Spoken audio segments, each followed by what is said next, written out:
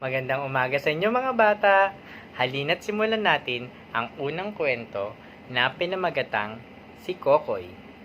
Bago ang lahat, mag-subscribe muna po tayo sa aming YouTube channel at i-click ang notification bell button para makareceive ng mga latest video na aming i-upload.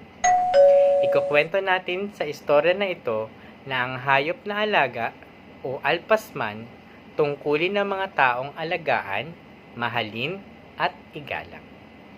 Isang araw, abala sa paghahanda ng almusal sina Aling Flora at si Kokoy nang biglang dumating si Lolo Pedro. Magandang umaga po, Lolo Pedro. Mano po, dito na po kayo mag-almusal. Masarap ang luto ni Nanay. Magandang umaga sa iyo, Flora at Kokoy. Maraming salamat sa anyaya niyo mag-ina. Oo nga pala, Flora, balita ako'y pabalik na kayo sa Maynila sa isang linggo. Totoo po, Tio Pedro. Malapit na kasi ang pasukan. Papasok na po sa paaralan ko. Ganun ba? Mamimiss ko ang batang yan. Gustong gusto ko ang pagiging mabait niya sa mga hayop na alaga ko. Hayaan nyo, basta may panahon, babalik kami rito. Promise yan, Tio Pedro. Teka, naisip ko isama si Kokoy sa bukid. Nais daw niyang balikan ang mga alaga niyang hayop. Sige po, Tio Pedro, handa na po ang mesa. Kumain na tayo para maaga kayong makaalis ni Kokoy. Ipagbaon ko kayo ng tubig para di kayo matunaw. Masiglang naglalakad sila Lolo Pedro at Kokoy papunta ng bukid. Maya-maya pa, narinig nila ang huni ng mga alagang hayop. Agad nilang nilapitan ng mga baka, kalabaw at kambing. Nga. Kruk, kruk, kruk. Me. Kwak, kwak, kwak. Gutom na ang mga ito. Pakakainin ko na.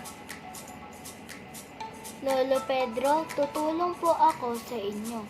Alagang-alaga po ninyo ang inyong mga hayop. Tama po? Oo naman, Kokoy.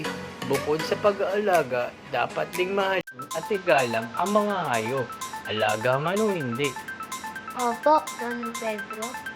Mahal ko po ang aking mga alagang hayop. Hindi po ako nananakit ng anumang hayop.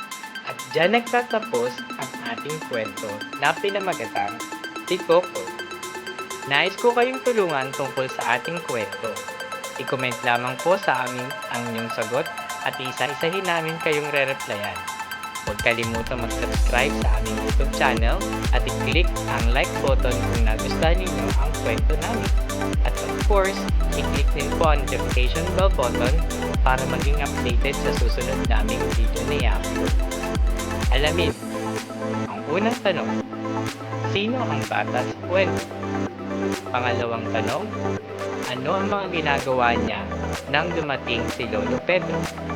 Pangatlong tanong, anong ugali niya ang gustong-gusto ng kanyang lolo?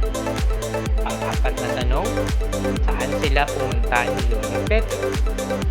At pang-limang tanong, ano raw ayon sa lolo niya ang dapat gawin sa mga anak?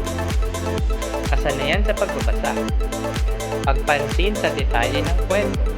Ang isang kwento ay may tauhan, tagpuan, at mga pangyayari.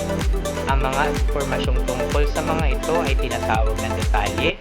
Ang mga detalye ay karaniwang sumasagot sa tanong na ano, sino, kanino, saan, at kailan.